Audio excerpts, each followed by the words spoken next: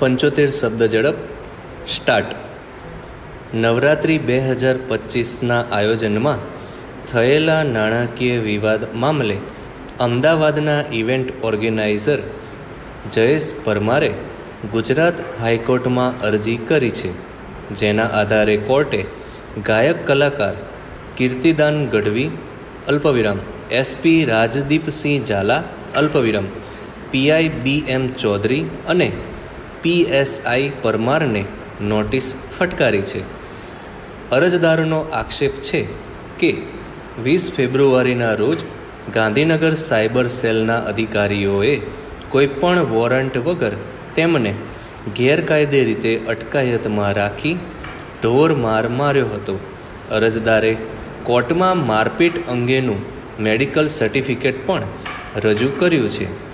આ વિવાદનું મૂળ નવરાત્રિ ઇવેન્ટની પાર્ટનરશિપમાં થયેલી નાણાકીય ખેંચતાણ છે. પોલીસે અગાઉ એવી ફરિયાદ નોંધી હતી કે આયોજકોએ 65,000 કોમ્પ્લિમેન્ટરી ટિકિટો વેચીને 8થી 10 કરોડની છેતરપિંડી કરી છે. ફકરો: અરજદારના મતે આ મામલો સિવિલ પ્રકારનો હોવા છતાં કીર્તિદાન ગઢવીના ઇશારે પોલીસે સત્તાનો દુરુપયોગ કર્યો છે. હાઈકોર્ટે આ ઘટનાને ગંભીરતાથી લઈ પોલીસ સ્ટેશનના 20 અને 21 ફેબ્રુઆરીના CCTV ફૂટેજ સાચવી રાખવા હુકમ કર્યો છે.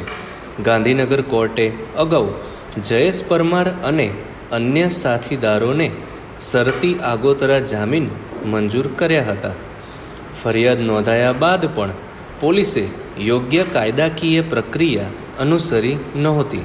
ફકરો: હાઈકોર્ટની નોટિસ બાદ જવાબદાર અધિકારીઓ સામે ખાતાકીય કાર્યવાહી થવાની શક્યતા છે. ફકરો: અમદાવાદમાં મોટેરા, હંસપુરા એમ 2 નવા પોલીસ સ્ટેશન અસ્તિત્વમાં આવશે. ચાંદખેડા અલ્પવિરામ મોટેરા એમ 2 પોલીસ સ્ટેશનને P ડિવિઝનમાં સમાવાયા છે.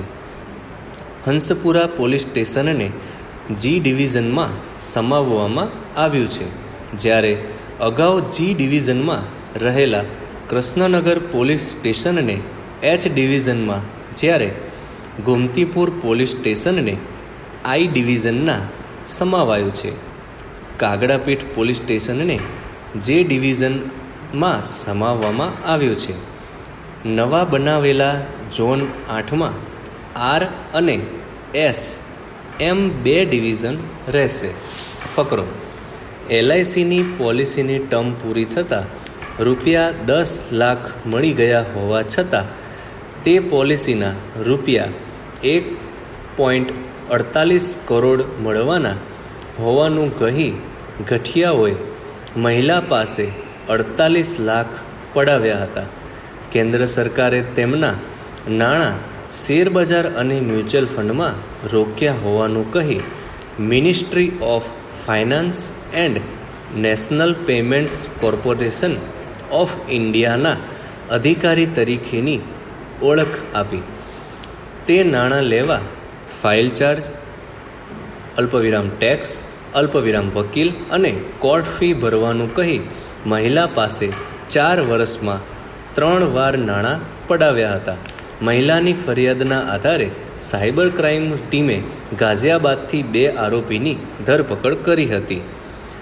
ઘાટલોડિયામાં રહેતા અલ્પાબેન અપરિણીત છે. તેમની LICની પોલિસી 2022માં પાકી જતાં તેમને રૂપિયા 10 લાખ મળ્યા હતા. સ્ટોપ.